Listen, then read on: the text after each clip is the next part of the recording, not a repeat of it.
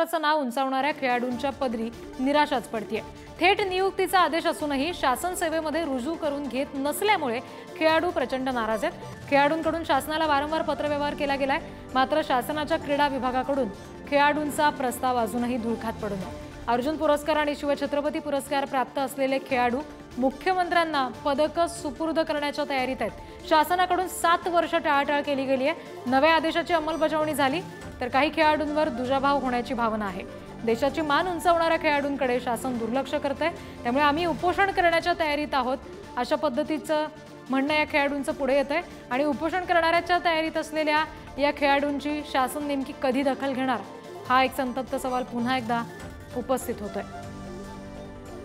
अर्जुन पुरस्कार आणि शिवछत्रपती पुरस्काराने सन्मानित आहेत हे सगळे खेळाडू। थेट आदेश आहे, मात्र तरीही त्यांना अजूनही सेवेत रुजू करून घेतलेलं नाहीये। या खेळाडूंशी मी याच्या आधी बोललोय। महाविकास आघाडी सरकार असताना बऱ्यापैकी यासाठी आम्ही सर्वांनी पुढाकार घेतला होता।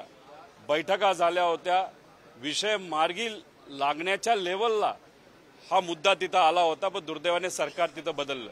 सरकार बदललं असताना सुद्धा बनसोडे साहेब जे आहेत, मंत्री आहेत, त्यांना आम्ही भेटलो, पत्र दिलं।